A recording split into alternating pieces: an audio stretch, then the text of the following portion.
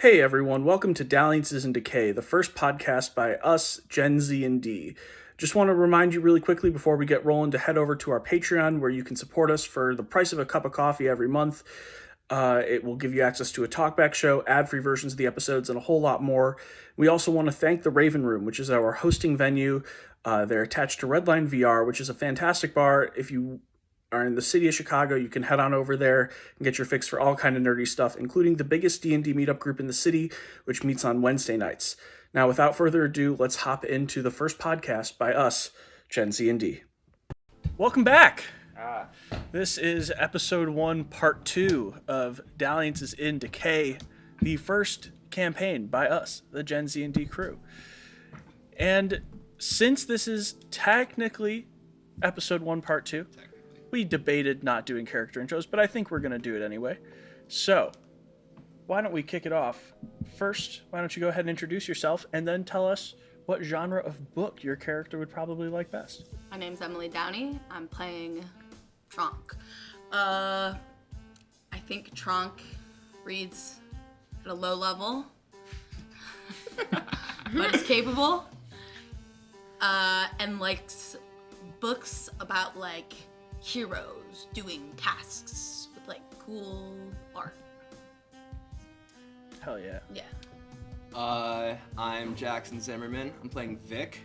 And I also think Vic can't read super well.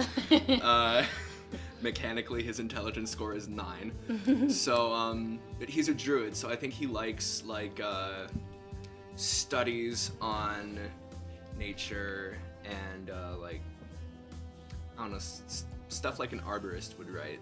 Like studies of plants and animals and the natural order. Hell yeah. I'm Jack Brereton, and I'm playing Yako Coffee.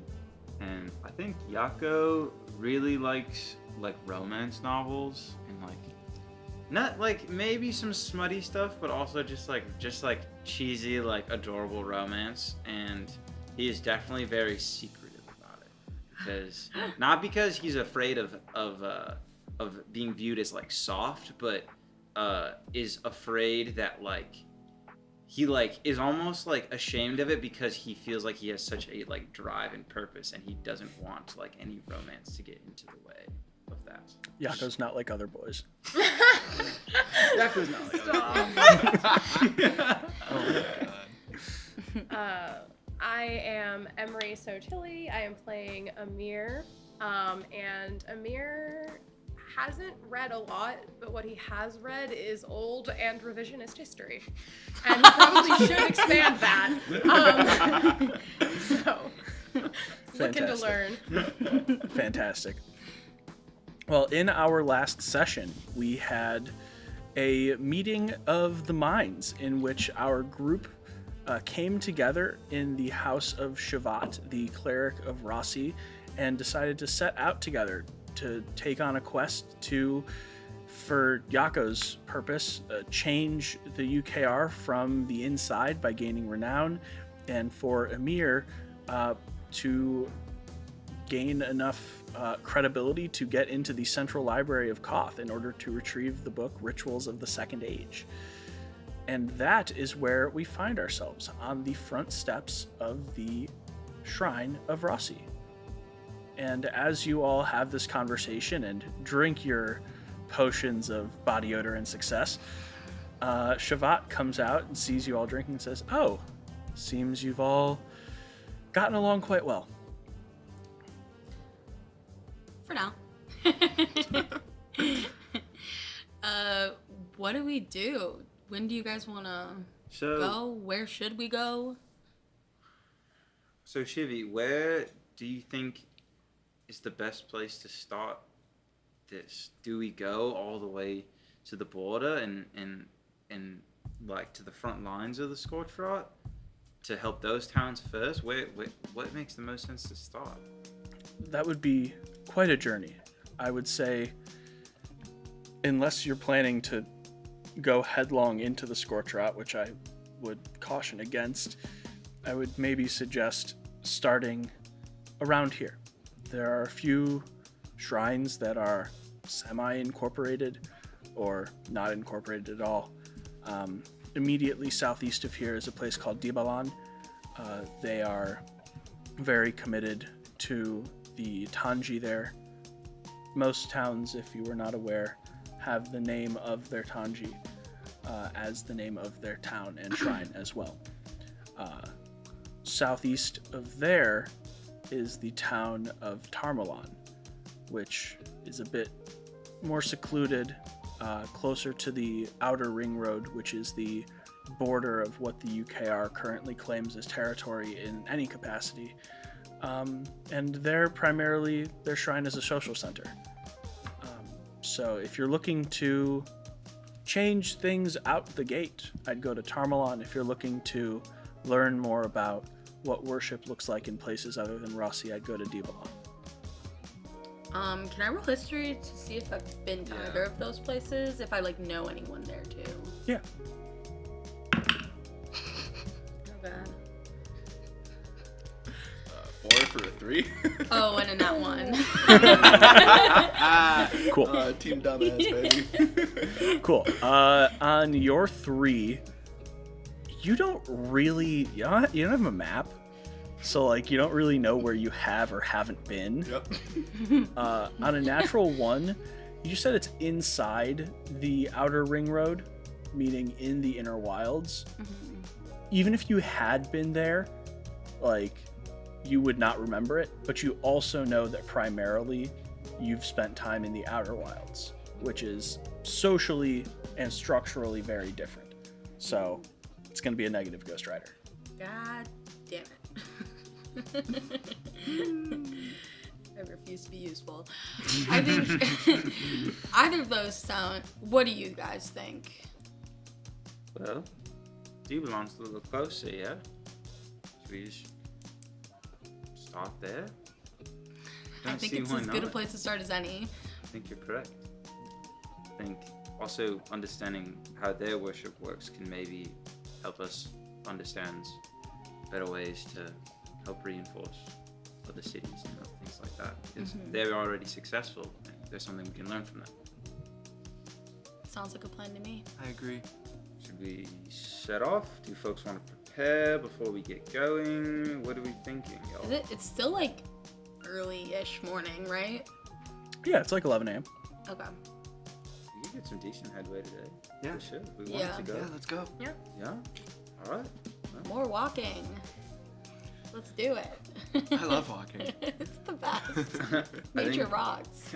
I think Yako has had a pack prepared for this moment for a few years. And so he digs under his bed and he's dusting it off. He's I'm ready. That's so cute. And I think I don't believe I have any. Can I before we leave town, I'd like to make one stop, and then I think I'm ready. Does anybody else want anything while we're in town? I don't know. Yeah, I can't think of anything. Me neither.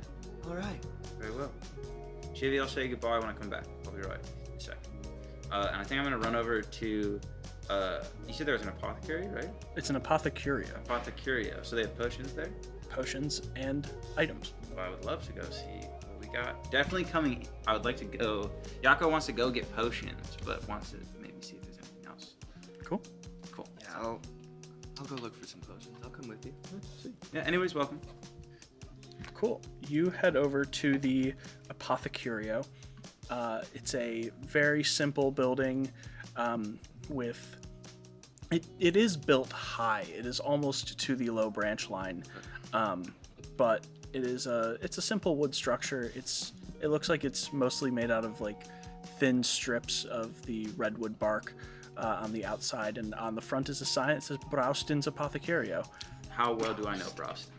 Yeah, you know him pretty well. I know him pretty well. Say, Braustin. Oh, Yoko. Oh, good to see you, buddy. Well, lad, how you been? Just fine, just fine. Came in for potions, but if you got anything interesting, I'm always looking. Potions? Well, of course we've got potions. We've got a little bit of this and a little bit of that. A little bit of that. Does he have any greater healing potions? Yeah, he does have a couple. Let's see. how much for the graters? 5 gold a pop. 5 gold? Oh, I can swing that. Yeah, me too. Sweet. Hi, my name's Vic. Nice to meet you. Vic, lovely to meet you. Vic, new friend. Sweet. I'll take 2. Yeah, yeah, I'll take 2 as well. 4 potions of greater healing.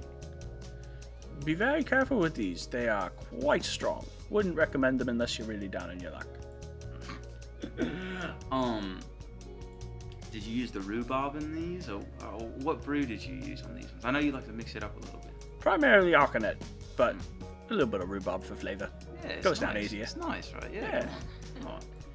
I mean, the rhubarb pies that they make down at the market. That's where. Is that where you got the idea? I must ask.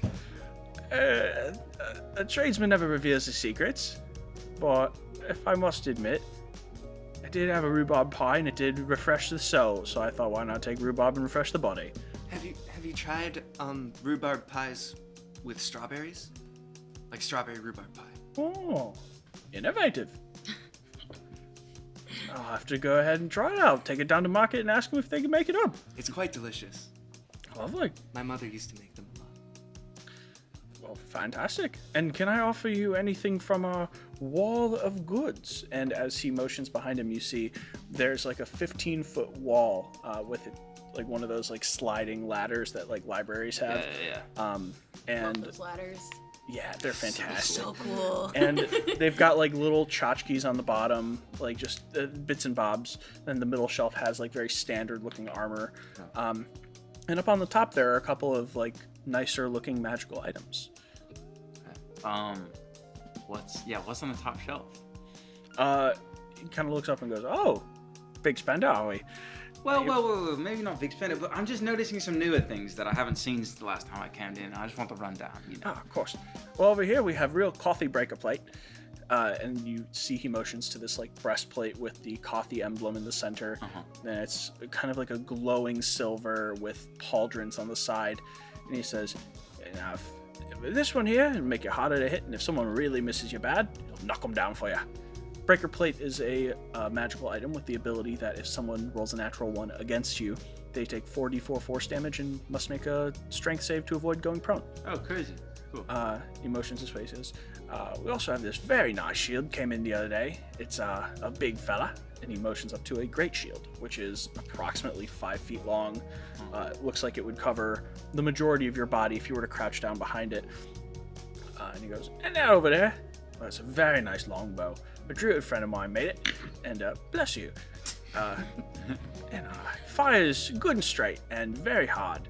And he's motioning to this essentially like martial level longbow that looks like it could probably easily hit something like 500 feet away.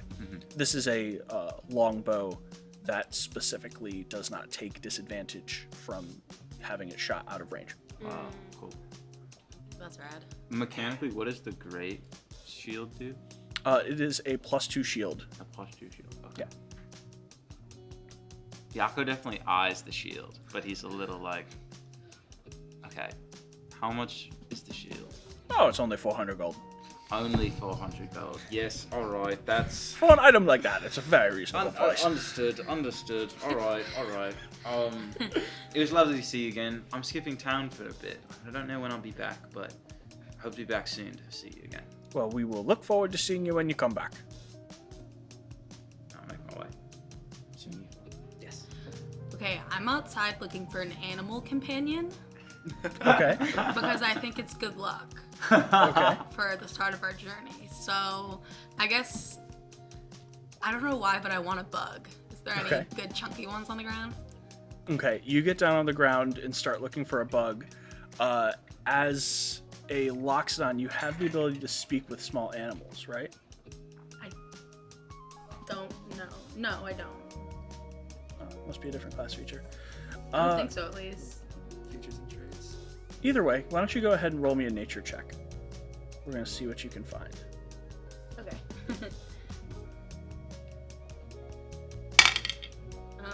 Damn. Fucking 8. Cool. You get down, and as you get down, all the small animals scatter. But you get over Why to does like this always happen to me? you like get over to like a larger shrub bush that's kind of there, and you lift it up with your trunk, and there's a small bug about 3 inches long, about 4 inches wide. It looks a bit like a pill bug with horseshoe crab like antenna off of it and like a tail off the back with like it's a stinger. This is a lesser isopod. Okay. I'm gonna take the isopod. Very gently. As you pick up the isopod, it kind of like pill bugs into a ball. Okay. Can we say that my hair grew back already? Like. 100%. Okay, I put the bug in. Your chest hair. Oh my God. All right. I want him to be comfortable. I want you to roll me animal handling. Okay. 5, 7. Okay, I'm going to check You your get sheet lice just again. to see. I'm going to check to see whether or not you do have the Speak with Animals ability I'm thinking of. I don't think I do. For anyone wondering what's going on here, there is an ability for some classes where you naturally have the ability to speak with small animals. And I'm not sure whether or not that is a Loxodon class feature, but it appears not.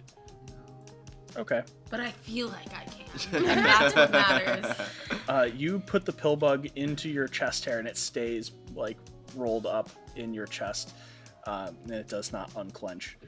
But you do I now like have... kind of like twist the hair together to make like a little bed for it. Yeah, you've got like a hammock for this lesser isopod just on your chest.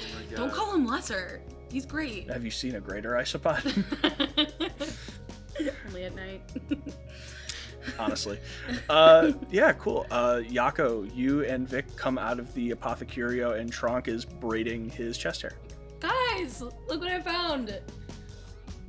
Oh, it's cute. I know, right? That is cute, but do you have a habit of putting bugs in your chest? Maybe this is how you got lice in the first place. Listen, he's here to protect us, okay? He's not gonna give me lice. If I you believe want, that. we could put him in here. Maybe that's a better place for him. He Yeah. won't get lost. Okay. Okay, we gotta do the transfer real quick because I don't want to fuck up the ecosystem. Okay. Ready?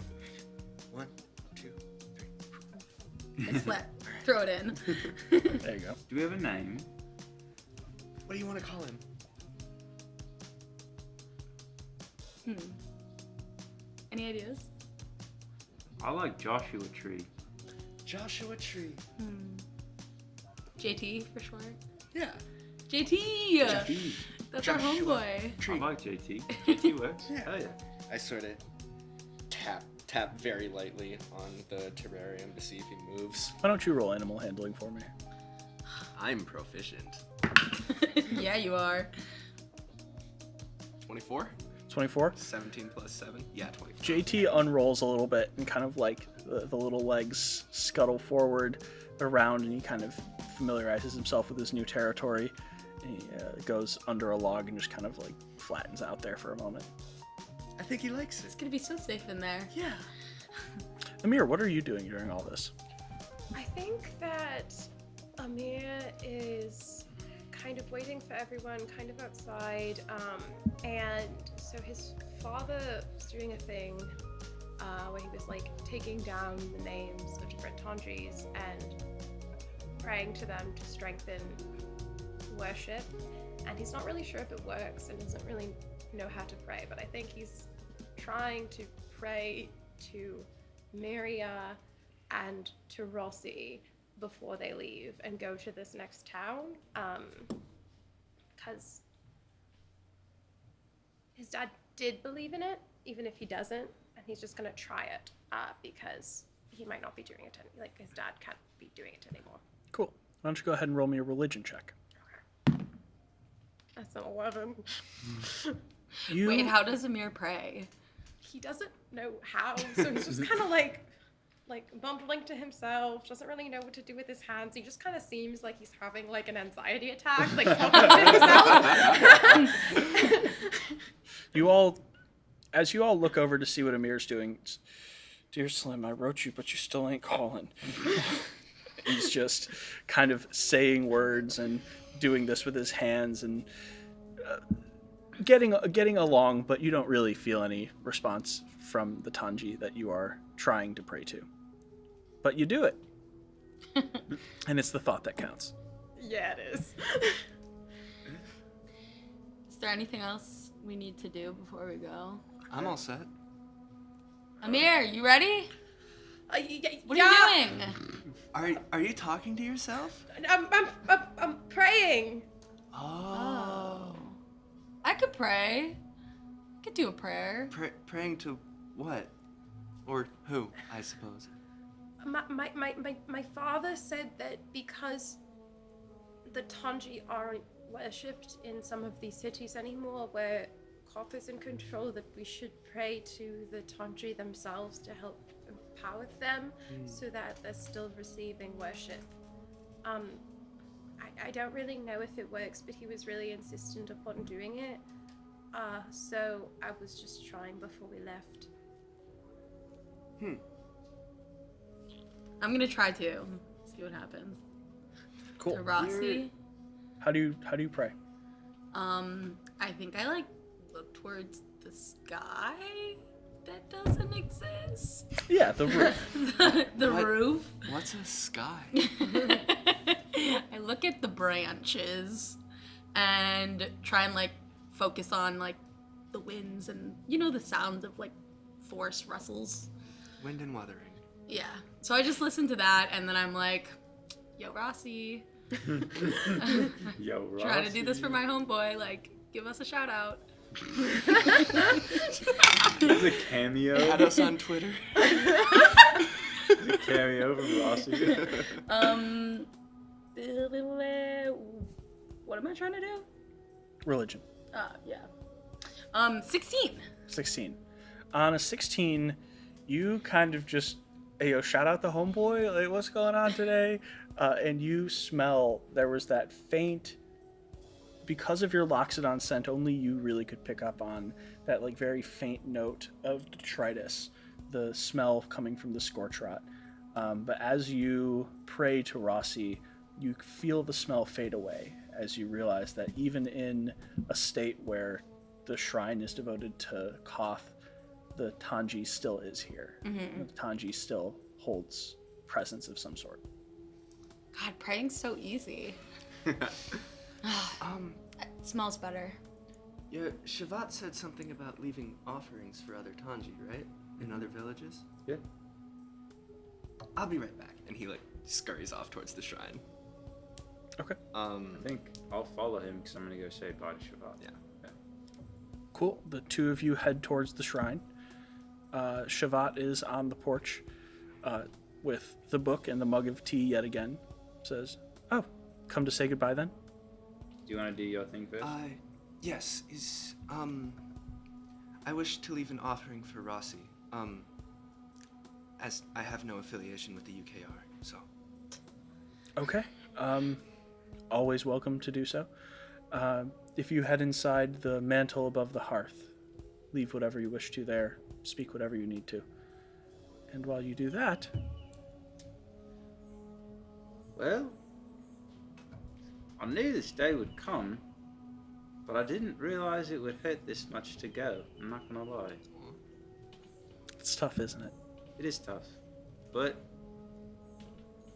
I know that wherever I go, you'll always be there, just in different ways. Well, no, I'll literally still be here. And you can come back and visit me whenever you want to. That too, but Oh, yeah, but you'll hold me in your heart and yes, such. you know, the thing, yeah. Yeah, exactly, yeah. You noticed. You make me so proud. One more thing I'd like to ask. This cathedral that Amir was talking about, do you think there's any kind of notion on uniting do you think there's any kind of information about uniting the Tanji and the Downie so that we could all live together, protecting in the same way? Is there any information on that in there? I imagine that the UKR took a lot of that text. You see a wry smile come across Shavat's face, And he says, I think possibly that you and Amir are looking for the same texts. I would have you go and look for Rituals of the Second Age. That would be the text I'd recommend. It's a comprehensive history of the origins of the Dami, or lack thereof, and the origins of the Tanji. If you can get your hands on that tome, you may learn quite a bit.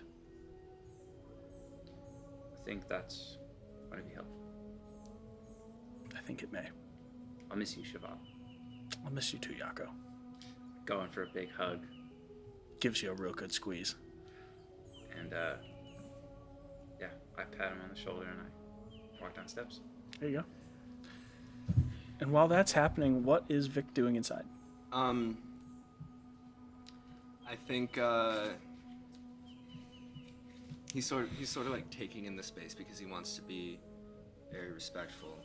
And he sort of bows his head as he walks up to the altar. And he digs around in his little pouch and he pulls out this like crazy, like glowing purple blossom. And he gently places it on the altar and he says,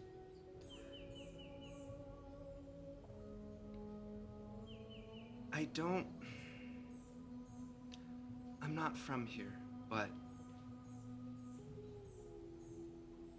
I don't agree with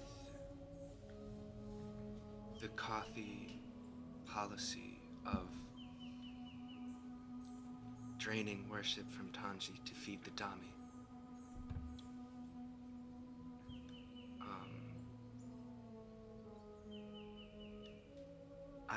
I think it upsets balance, and I'll try to make it right. You see a little crackle of that glowing green luminescent energy in the hearth. And then it fades as quickly as it came. Engel stand there for a couple more seconds, and I think with that crackle of energy, his face like warps and shifts a little bit, and yeah, he'll stand there for a little while longer and then go back outside. Okay. You come back outside as Yako is walking down the steps of the front porch. Shall we? Shall. Yes. Goodbye, Shavada. It was nice to meet you. Goodbye, Vic. I feel exactly the same. Well, are we all ready? I think we're ready to go if you all are. Let's do it. All right. Zimmerman, here we go. All right. Where are we going? How do we get there? We're going to Zimmerman. It's this way. Okay, are you sure? Yeah. Pretty sure. Okay. Well, I have a map. Do you want to lead the way then? I would love to oh, lead the way. you have a map? Yeah. I'm pretty good at like memorizing maps. Can I like look at it while we walk? Yeah, absolutely. Sweet. Yeah. What was the name of the town? Dybalan. Dybalan. Cool. Do we know how far it is? I believe it's a how long journey? It's like 4 or 5 hours. 4 or 5 hours. Oh, we can get there today. Cool. Yeah. Yeah, I think I'm high hopes, like kind of skipping, just like chilling, you know? Yeah. I think after Vic is done with the map, he whips out his flute and starts to Ooh, we starts got to play a little some tune. road trip music. Hell yeah. I think we're just chilling, and I feel like a little scared of Amir. And I'm not saying it yet. I'm like scared, and I feel sad for him, and I'm just not sure why. Like Fix- that scent was just like really something special. Yeah, it was different, and I don't know how to deal with it yet. So I'm just like keeping a little bit of distance, but like looking at you a lot. Yeah, I imagine we're all like kind of like walking like like in a row, and then just like everybody's looking around, just like. So Birds, right? what's everybody's favorite food? Vic like stops playing and he like gets a really serious thinking look on his face. It's such a hard question. It is. Because there's so much. What's yours? I guess it is a hard question. I didn't have an answer ready. Well, I must say Shavat made some really lovely chicken stew. And At least he's good at something, right? I'm not gonna lie, you're gonna have to keep my surrogate father's name out of your mouth. Keep my dad's name out your fucking. Listen, I'm sure he's fine. I'm just glad we let your annoying hot dad behind. I'm gonna ignore the second half of that as you did. What is Holy your shit. favorite food? Amazing. Chuck? I do really like mushrooms. Those are good. Yeah. They're really good. Maybe I'll look for some as we're walking so we can have like snacks. Is anybody a good cook? I like them raw.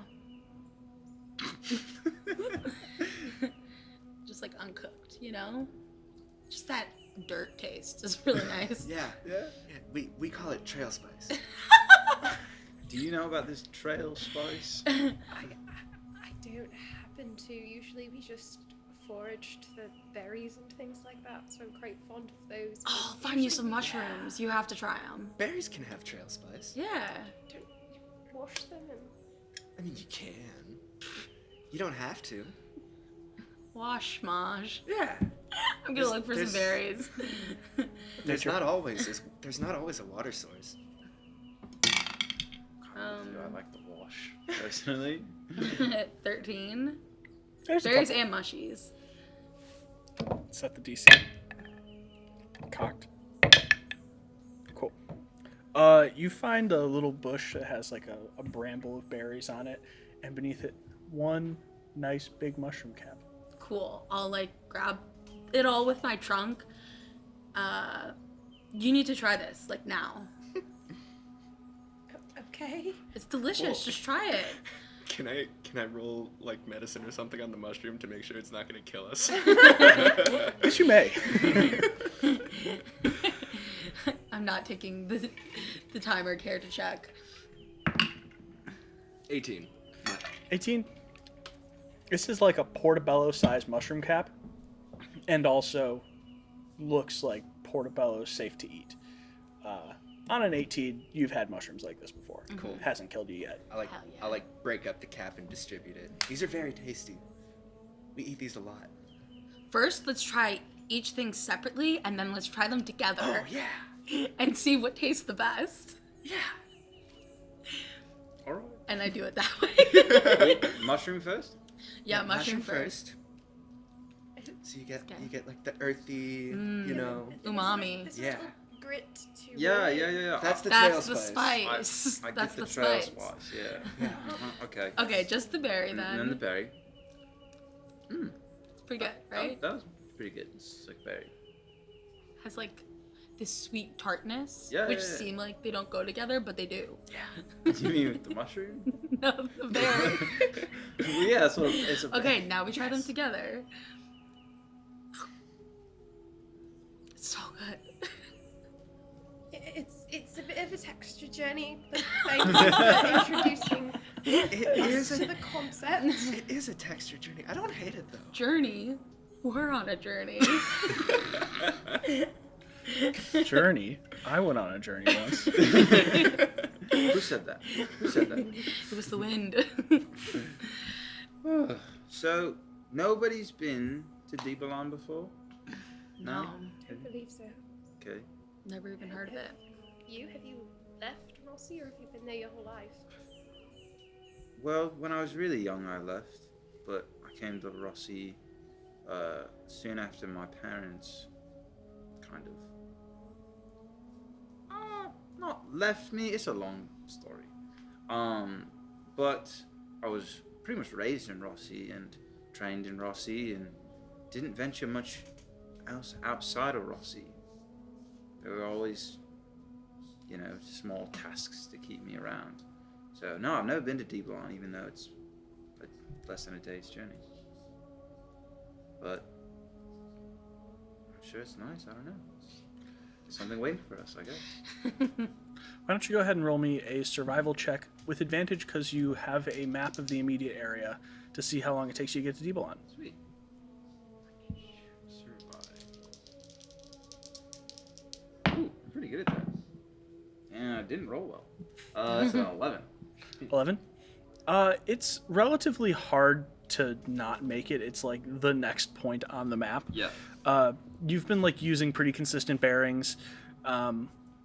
So you're able to get there in like the 5 hours that you were expecting to get there. As you do, everyone go ahead and give me a perception check.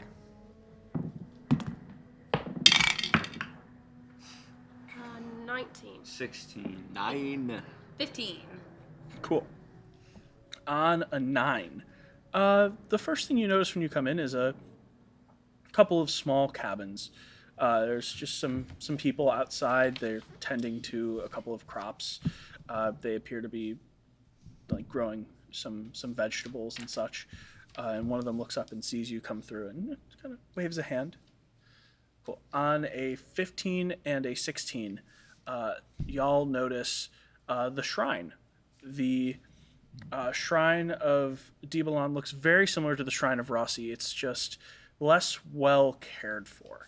Mm-hmm. Not in like a, wow, this is a ramshackle kind of place, but more of like, Shavat has had you stain the wood multiple times at the shrine of Rossi, mm-hmm. and you know, gotta keep the kid busy somehow. Mm-hmm. And this is more of like a, it hasn't really, the paint is chipping a bit, but it looks well loved.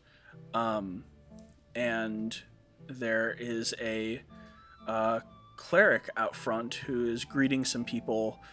There's a group of them that a couple of them have empty baskets outside, and they appear to be receiving food handouts from the cleric. They appear to have a similar system of food distribution here that they do in Rossi.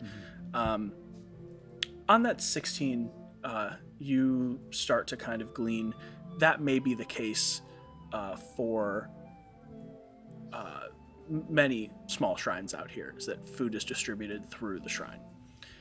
On that 19, as you begin to approach the shrine itself, you see coming from beyond it. Essentially, you are all entering from the western road into the town center. Mm-hmm. Coming down the eastern road, there's a person who is limping toward the center of the town with as much haste as they can muster.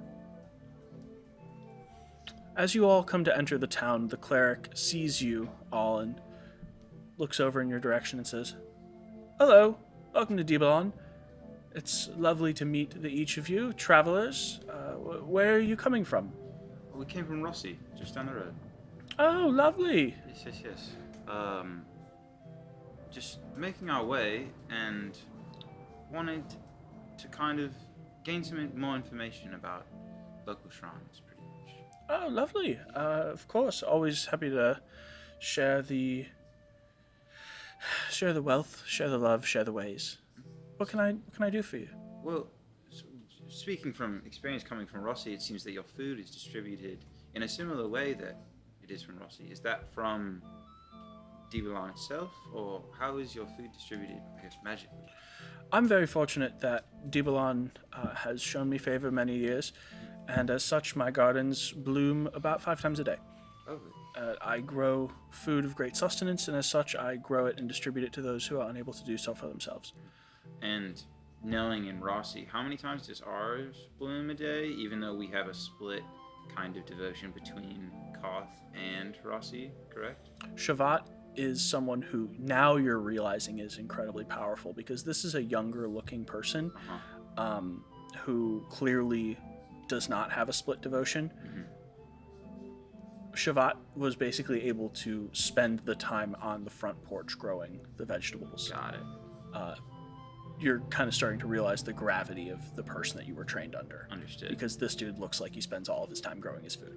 Got it.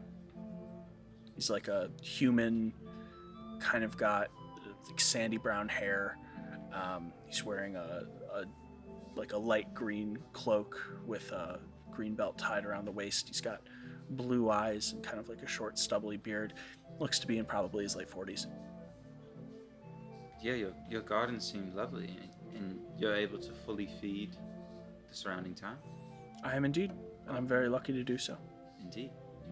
Where do the townspeople like to hang out? Oh, there's a saloon around here, and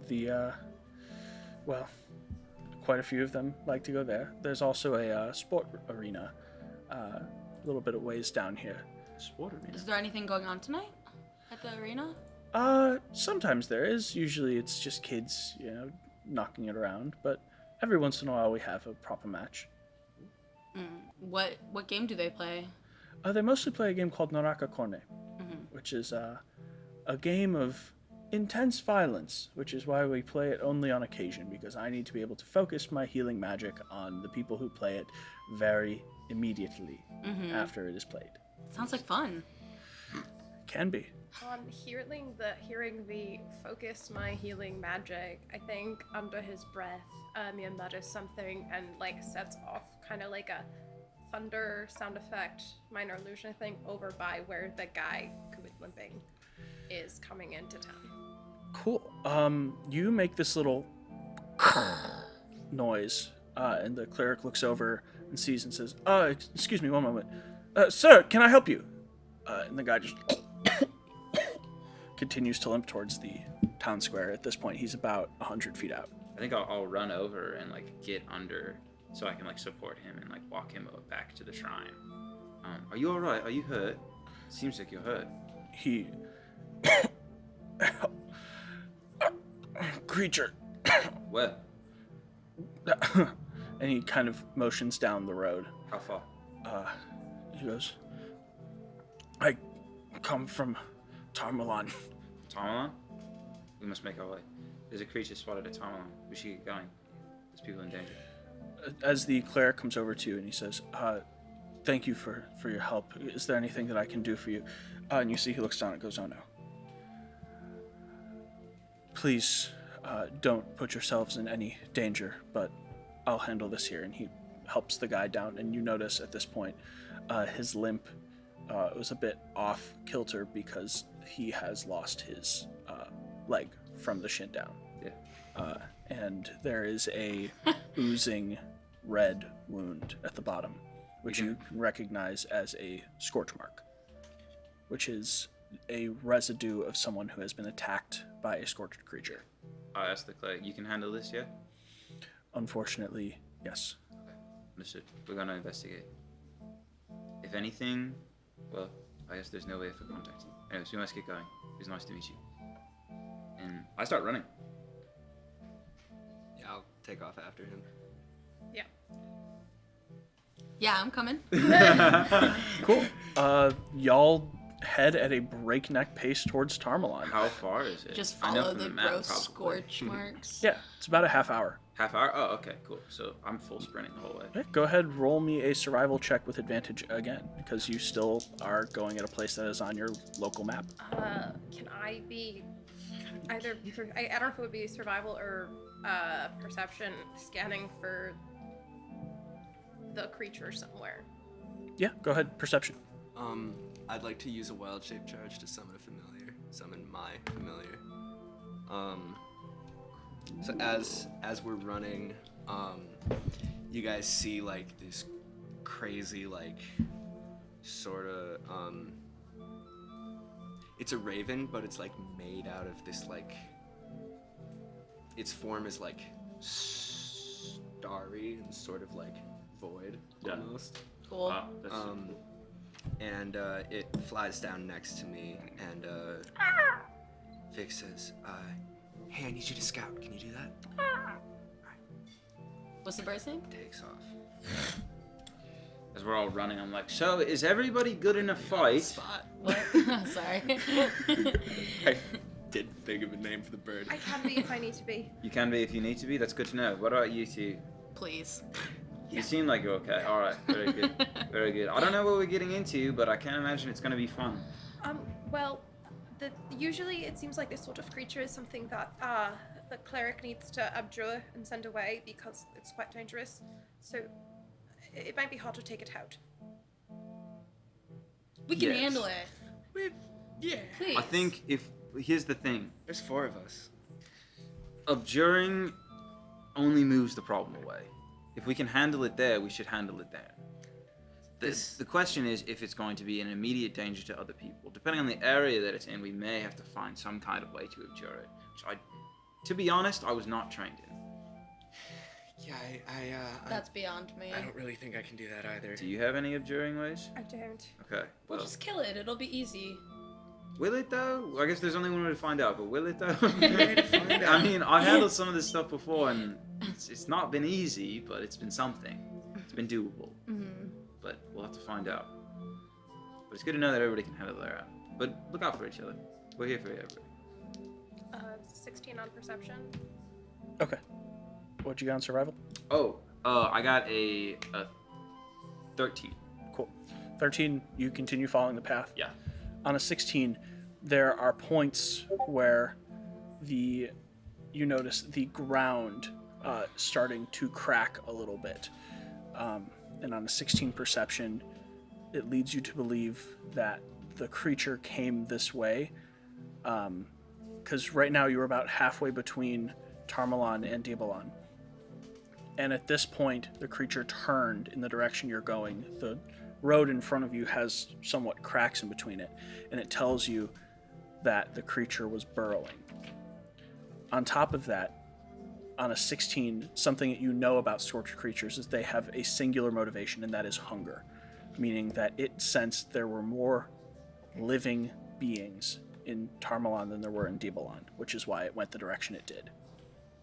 It must have been that this guy who got here was in between and got lucky. Mm-hmm. Either that or somehow survived another way. But it clearly is ahead of you and in the direction of Tarmalon, which means you have to hope that you're not too late. Damn. And we're going to take a brief break there. Hey y'all, quick break in the action to tell you about our lovely hosting venue, Redline VR. Aside from the beautiful VR booths and fully functional bar with magnificent custom cocktails that they have back here, they also host daily events such as Magic Mondays, sketch comedy on Tuesdays, a massive D&D meetup group. It's the largest in the city of Chicago on Wednesdays, and so much more. Definitely come check it out, and we're so happy to be affiliated with them. Welcome back.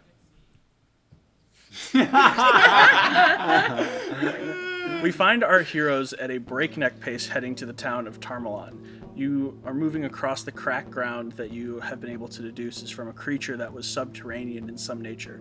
But as you arrive in Tarmalon, you realize this creature is no longer subterranean, or at least was not when it arrived in the town.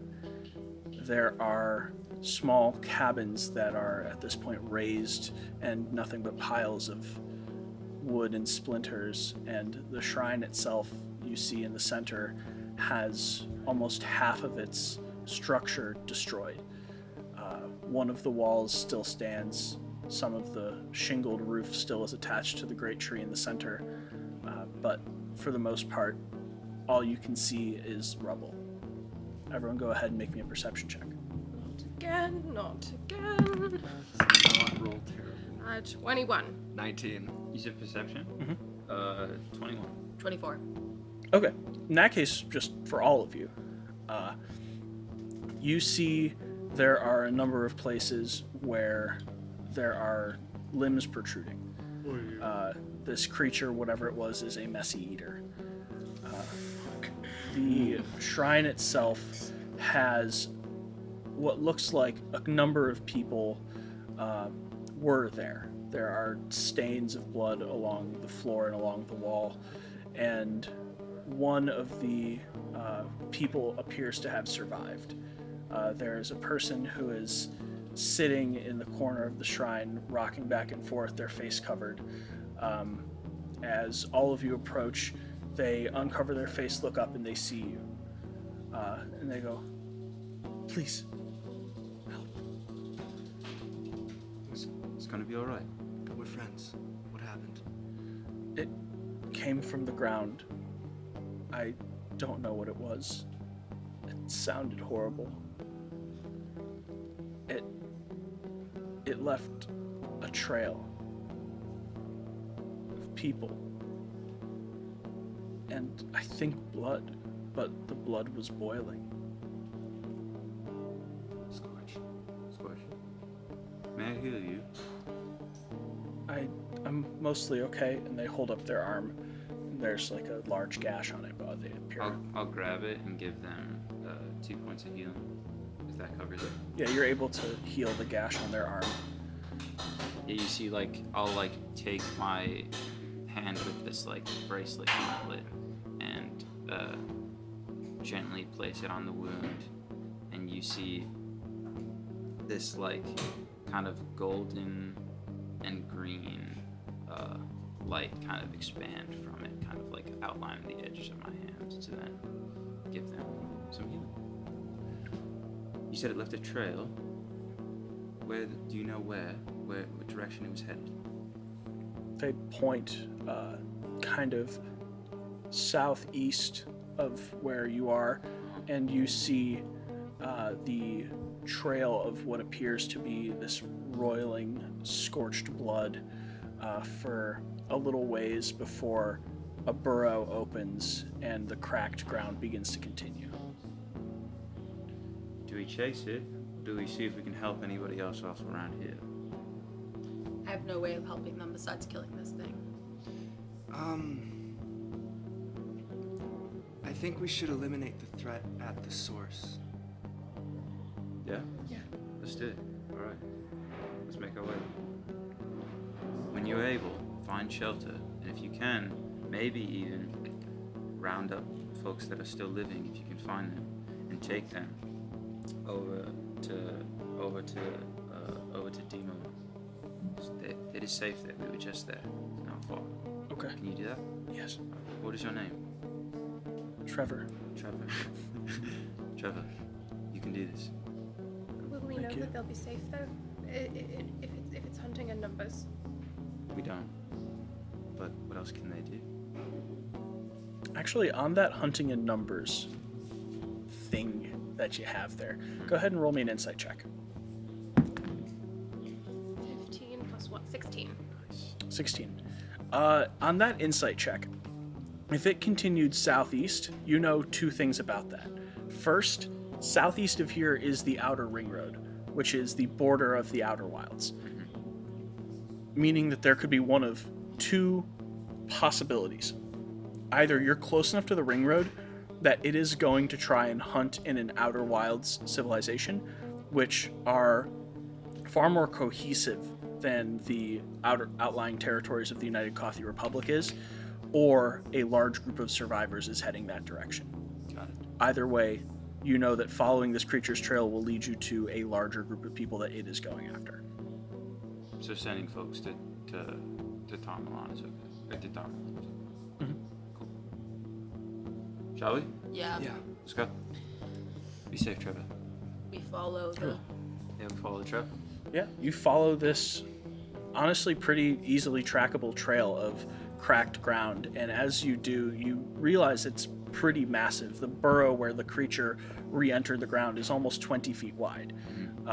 The cracks themselves appear to be relatively small, but now you realize it's because it was only so close to the surface that the cracks were only protruding a little bit. You know that this creature must be massive, but you also see that there is a ton of scorched blood leading into the burrow, which tells you that either something happened to this creature or it was already heavily injured when it got here.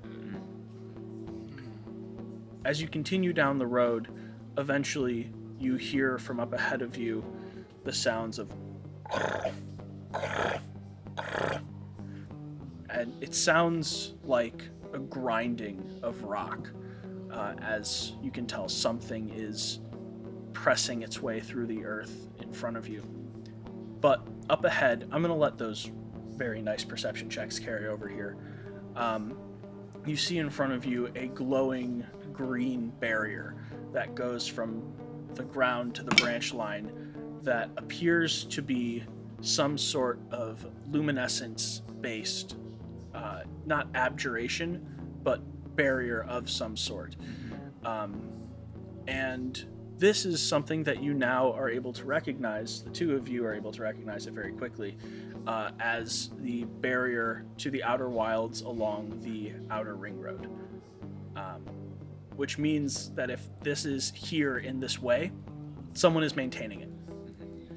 You see about 300 feet up ahead of you a group of 15 or so people at the entrance to what appears to be a dark wooden gate with banded iron handles and braces across the front of it.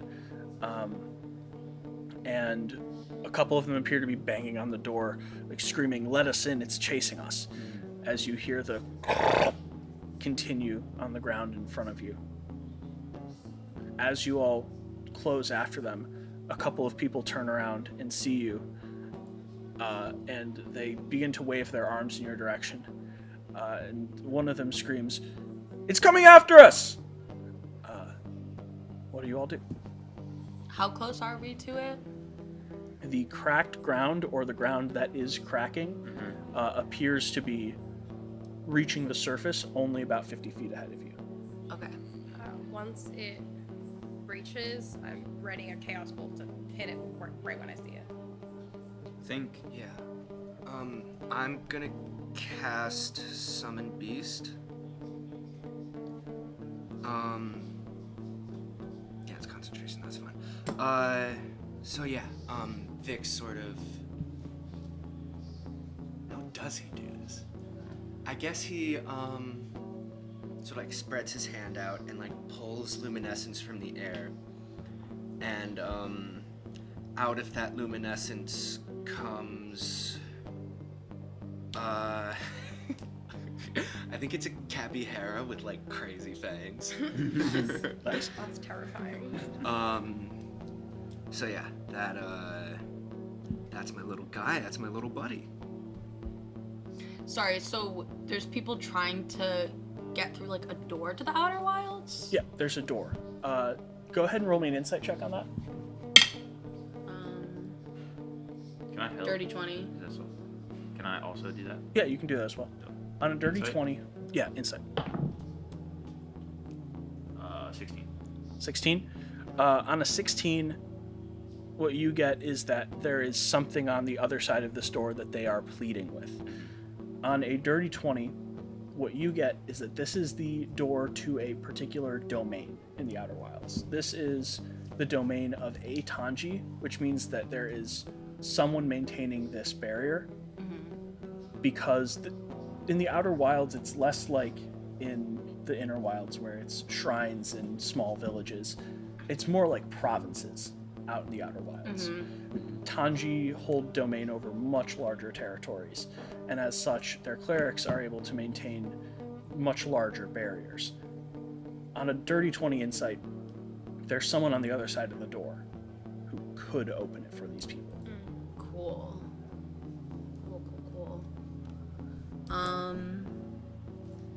I guess I'll run over to the people, like, ready to defend them if I have to, but I'm also gonna try and reason with whoever's on the other side of the door. Cool.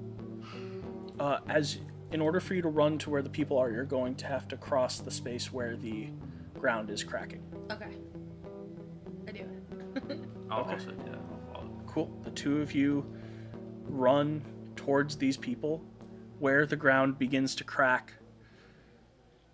As you begin to pass it, the ground begins to open up beneath you, and the jaws of a massive 20-foot wide centipede come flying up behind you as it attempts to eat the both of you. I need everyone to roll initiative. Oh Okay, boy! here we go. Here we go. Do my familiar and my little buddy act on the same initiative as me? They do, yes. You have two little buddies. That's I got an at 20 for a 22. Great start. I want it 19. after the attack roll, but I'll take it for initiative. 19. And what was the name of the town we were just in? I'm getting it mixed up. Darmalon? No, we were in Dibon. We were in. Dibalon, we're going to Tarmalon. We're Tarmalon. Tarmalon. Tarmalon was the place that was just destroyed. That was Yeah. just destroyed. Yeah, that's what I wanted for my notes. Thank you. My initiative's 4. I got 10. And Vic, you had a 19. Yes. So glad we're going last because we're about to get eaten. That's perfect. Yako 10. Yeah. Tronk 4. Cool. Emir, you had ready to Chaos Bolt. You are also first in initiative. Cool. So we are using a little Chaos Bolt. So that's gonna be a 16, and I'm gonna be using a sorcery point to quicken spell it.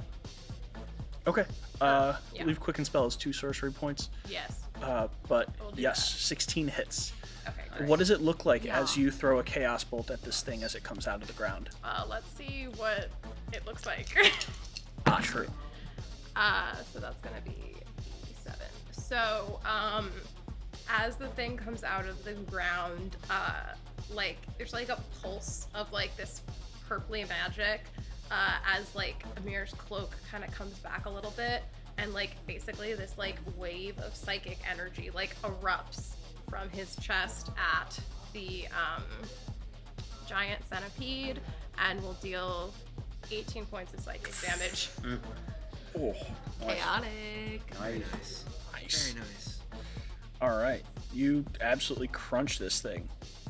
As it comes up, the psychic energy jolts it at the top of where its jaws begin and forces part of its mouth closed.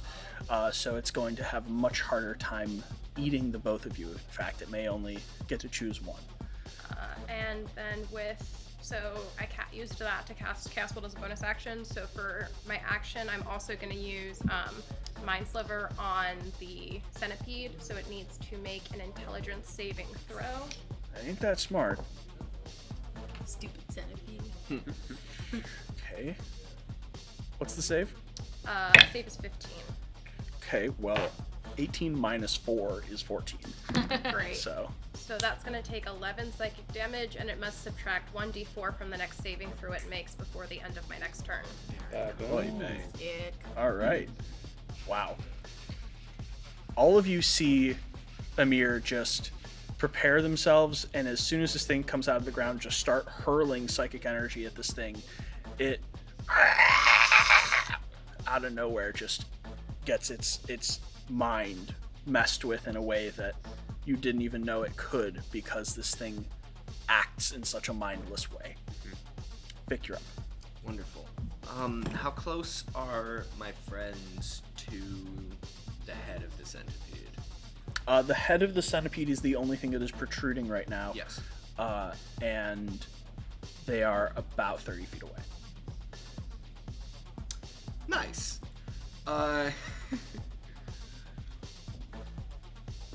If we're gonna go for it, Vic like cracks his neck and reaches his arms up and pulls a tidal wave out of the sky on top of the centipede. The sky. It almost looks like you're pulling luminescence out of the thatched branches of the low branch line, and as it comes down, it turns into water and Dexterity saving throw, DC 15 And minus a D4. Yeah. is it a D4 or a D6? 1d4. Okay. Does not succeed. Awesome. So it takes. Oh, I rolled terribly. 29 damage on your first turn. It takes. Solid. Let's go. Solid. It takes Solid. 13 points of bludgeoning damage and is knocked prone. Okay. And then, bonus action, I'm gonna cast Shillelagh on my quarterstaff. So you guys see, it's kind of in its base form, it's kind of skinny, but as he casts Shillelagh on it, it sort of morphs, and the top end of it gets a little beefier, and the bottom end just sort of disappears as that happens, and now it's like a proper hit and stick. Cool. And then I'm gonna have my little Capyhera.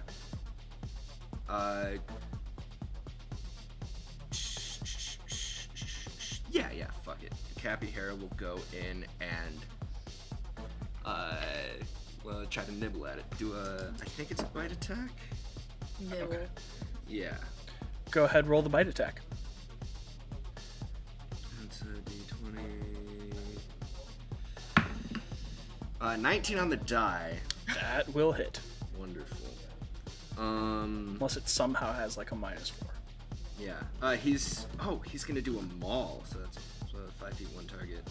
1d8 plus this.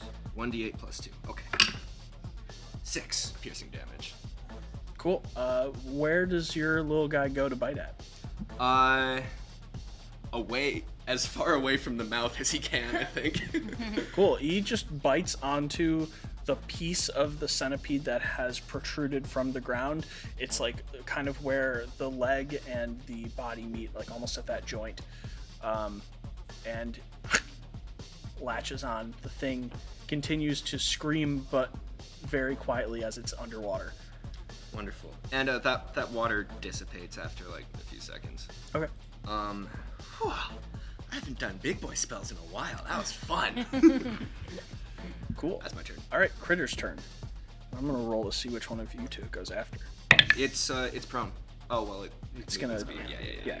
Its movement speed is the first thing it does is get up.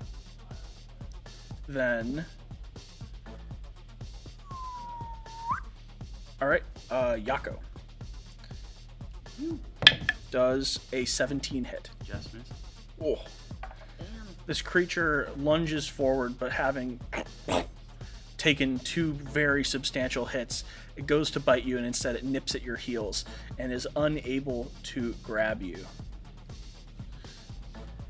That's its turn. It continues to use its movement speed to get up and to chase you. Yako, you're up. I think what Yako will then do is kind of like from that missed bite attack, will try to like get around to its side. Will pull his great axe out and get to hitting. Get to hit. Get to Get hit. back. He's gonna get to hitting. Schmack. So let's see. That's a D. Does a 23 hit? Yep. Sweet. Boom, and then D8, and then I'm gonna do. I think Yako is gonna be silly and try to do an ensnaring strike. Technically, I would have done it before. I'll let you have it. So that's 2D. Oh wait, no, that's a D6.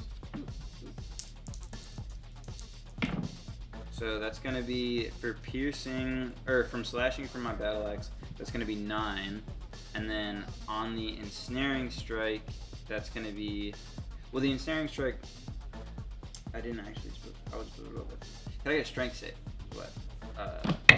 And is it a larger creature? It is huge. Okay, yeah, it gets advantage. Yeah, it'll succeed. It'll succeed. Okay, so yep, that goes away. And then all that's left is Branches lash out from your axe as it attempts to hold it in place, but this thing's massive body continues to churn forward out of the ground. It's now got a solid 20 feet of itself out of the ground, and there's still more coming. Well, that didn't work. I guess I just gotta hit it again. So I'm gonna hit it again. Hit it again. That's gonna be a 8. 8 does not do it. Glances off the side, and Yaka keeps just trying to get out of the way of its mouth, but able to get a hit on it so close by. Cool. Trunk, you're up. Cool. I think just like seeing this like nasty thing go after my new friend, I'm starting to get like pretty pissed off, and like it almost feels like pain, and I'm just like, fuck, like you little shit, and like my mass on my trunk starts pulsing. It's super uncomfortable. It hurts, and I use a bonus action to rage. Cool. As your trunk ignites and your fury begins to lance out at this thing, you feel a crackling and it hurts, but it's going to hurt everyone else too. You're going to go ahead and roll an extra d6 lightning damage every time that you land an attack. Sweet. And then I think I'm just going for this thing's belly with my staff. I'm just gonna fucking hit it like a baseball, you know? Go ahead. Yep. 11. 11 doesn't do it. At least you Okay. get 2. Yeah, at least I get 2. Okay, I whiff, and then I'm like, oh, fuck, that's kind of embarrassing. And I think maybe I want to impress Yako just like a little bit. Like, this is their first time seeing me fight, and I'm like, I kill. So I need to hit this one. So I go, like, swing again. Okay, that's gonna hit. 21. 21 hits. Cool.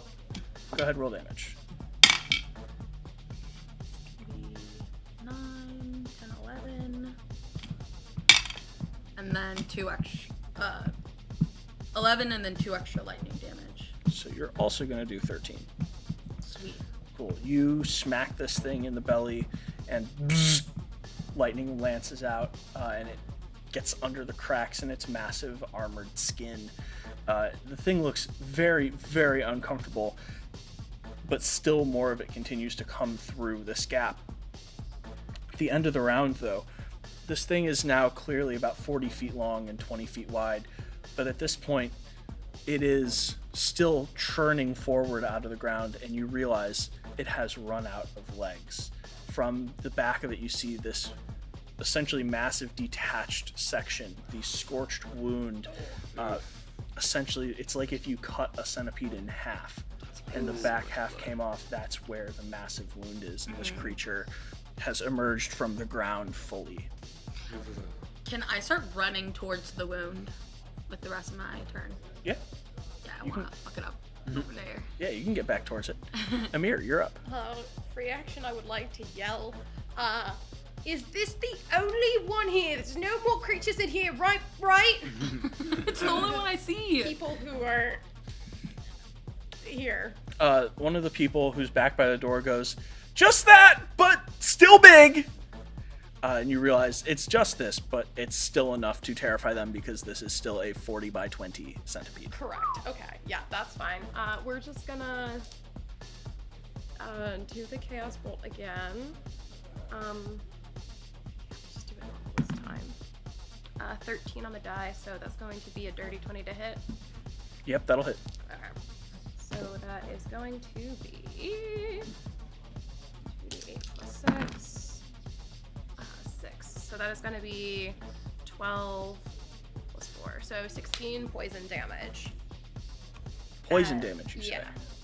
So, kind of similar like last time, the like crystal thing pulses, but this time it's just like spewing this like purplish acid that like kind of like what's the fucking Pokemon?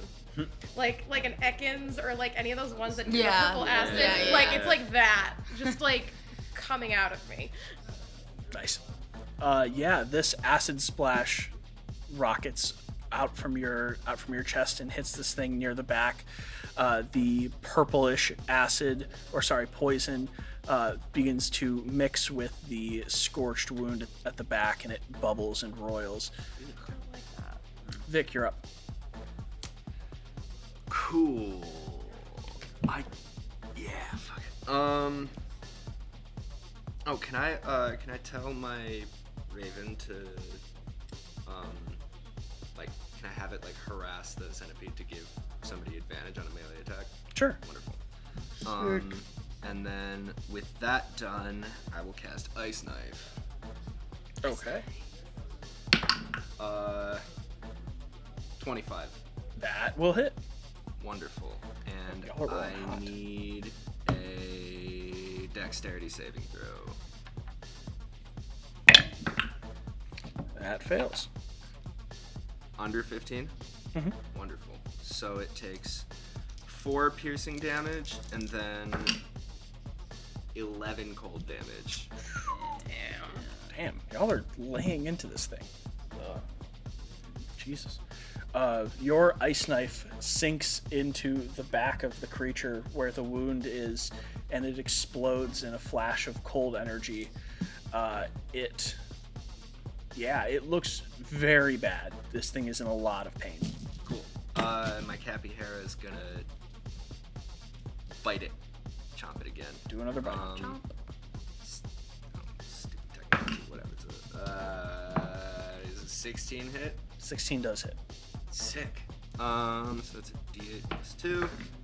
4 piercing damage. Cool. Your Capyhera releases its jaws on the thing just long enough to sink them back in again. It's just like hanging on, getting like whipped around. Yeah. It's a spirit, it's fine. Okay, cool. It's the critter's turn. It rotates its massive body just enough to look at you, Trunk, and it's going to make an attack roll. Am I within 5 feet of Trunk? Mm-hmm. Can I do Protection Paladin and impose disadvantage with my shield? Woohoo! Yeah, you can.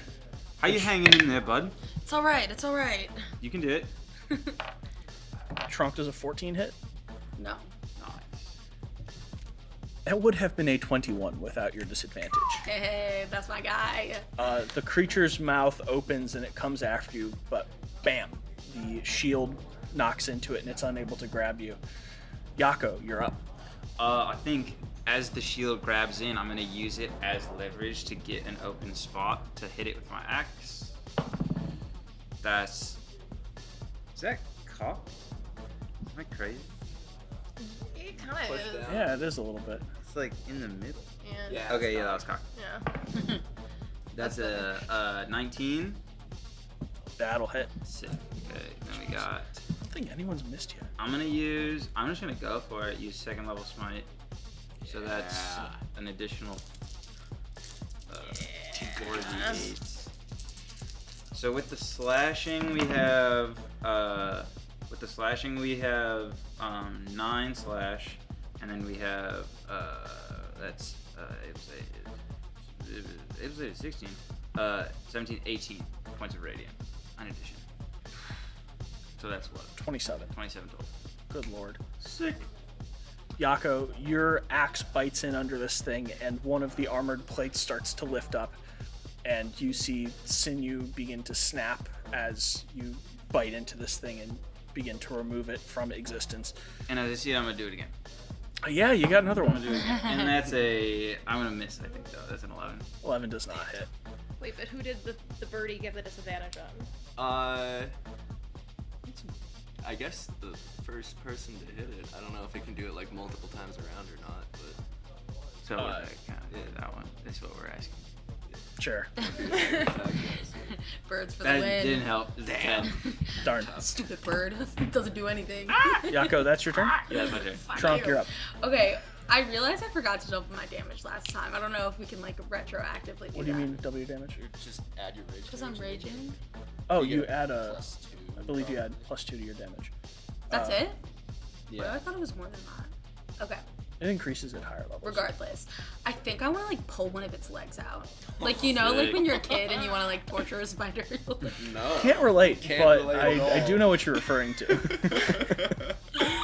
Whatever. We've seen the movie Ants where like people. Whatever. Okay. I'm gonna pull one of its legs out. So, is that just straight up a strength roll? That's an unarmed strike. Okay. It's like not even for points. I just want to torture this thing. 16. 16 hits. Okay, that's only 3 points of damage somehow. Does it count as You also are going to add your lightning damage. Oh shit. True. So, D6. Yeah. Give the big damn. And then plus, do I get to add 2 on top of that? Mhm. Okay, so did I roll damage? Oh, It's 3, 7, 9. All right, you are able to rip one of this thing's legs off. It has about 10 per side. Is it but, still twitching in my hands? It is still actively writhing. This leg is almost as long as you are. Hell yeah. Okay, and then with its own leg? I'm gonna just take my staff and go to hit it where I left like a hole. Go ahead. Damn it. 11. 11 does not hit. Okay, I just spit into the wound then. Fucking piece of shit. This thing is not able to process what that means, but it is in immense pain. This thing is not looking good. Psychic damage. Amir, top of the round, you're up. I wonder what I'm gonna do. The bolt. Oh fuck, that's a nat 1 on the chaos bolt. Oh, Trunk and Yako, I need dex saves. Fuck. Aw, damn. Should I roll a dex save for my little hair? This is Yes. an effect I can see. Yes. Okay. Oh, good. The 5. 17. I need you to go ahead and roll Chaos Bolt damage. I'm not going to allow you to empower spell, but if this is a double, then the lance is going to hit Yako. Okay, great. My guy rolled a 10. Okay, we didn't do the fucking lance. It is 9, 12. It is 12 points of acid damage though. Cool. It races off into the distance, and fortunately does not hit anyone on your side. Nice. Hell yeah. Okay, that's your turn. Yeah, it is. Wonderful. Vic, you're up. None of us have taken damage, have we? No. We haven't yet. We're doing okay. We're unstoppable. Dude. I think Vic's feeling a little bold. I think we're gonna get in the kitchen. Since I've got my shillelagh out. Bam. 22. That'll hit. Tee. 8 points of bludgeoning damage. And then my Cappy Hera is gonna roll to hit with advantage because of pack tactics.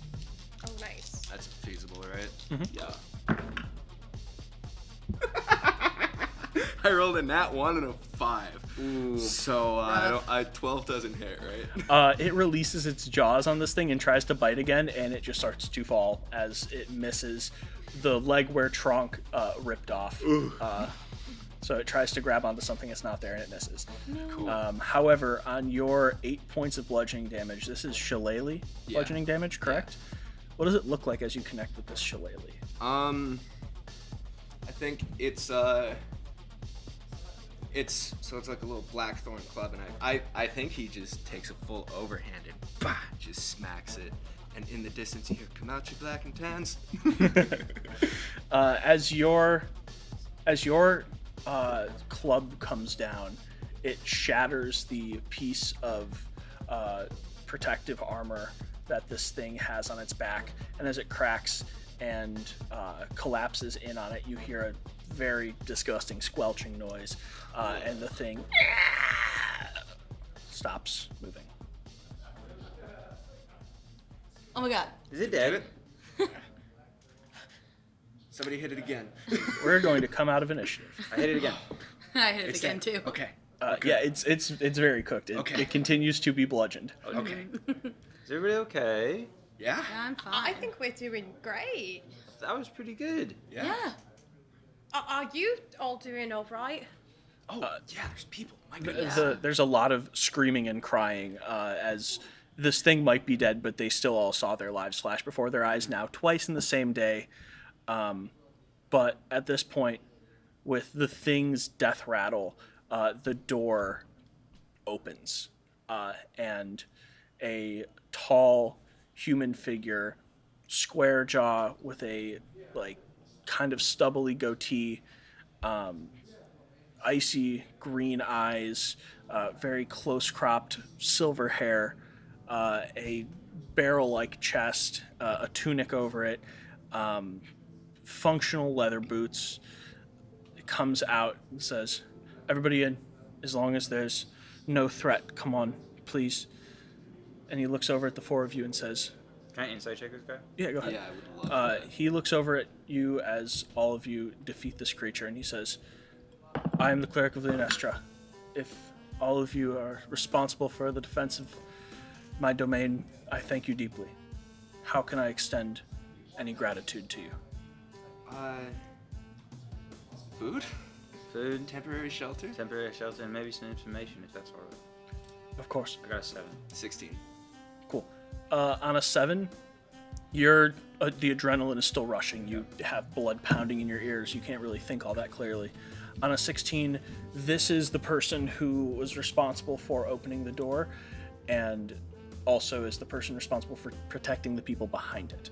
Had y'all not been able to defeat this creature, he probably would not have opened the door for you, but having heard it go down, he is willing to open it and give you all passage into the domain of Leonestra, the first place that you have encountered that is beyond the outer ring road. Congratulations, all of you, on making it to the Outer Wilds. And that is where we are going to end our session for today. I want to keep playing. I don't like this guy. He's kind of a coward. I know, he kind of is a coward. Yeah, I don't right? like him either. Like, he didn't That's even bad like. vibes. Is there any Yeah. large dude though that you've seen that you have liked so far? Yeah, you don't like I like you guys. anyone. Feels like there's some predisposition. Listen, I happening didn't here. like Homeboy because your dad is like, he doesn't challenge the status quo enough. You know, like he's just like, yeah, like whatever, like we'll be better than you get are. You know, but he's hot in my head, so that's so it balances out. It's a tough grapple you really got going on. But this guy is just like, oh, I'll just keep the door closed. Yeah. Pussy. But this dude's that's- hot in my head too, though. Oh no! Oh no! What are we gonna do? Everyone's hot. Damn it. Oh shucks. Everyone on Shiray's hot. If I'm allowed to make a world, why would I not fill it with hot people? Hey everyone, thanks for tuning into that episode of Dalliances and Decay. I'm Danny with the GenZ&D crew, and we just want to thank you again for supporting us and remind you to head on over to our Patreon where you can support us for $5 a month, which would be a huge boon and really help us continue to do the show. Also want to thank Redline VR one more time. They're our fantastic hosting venue. They have a wide variety of nerd stuff for you to do, and you can join their Discord for updates on all of their events. We appreciate you spending your time with us, and once again, this is GenZ&D signing off.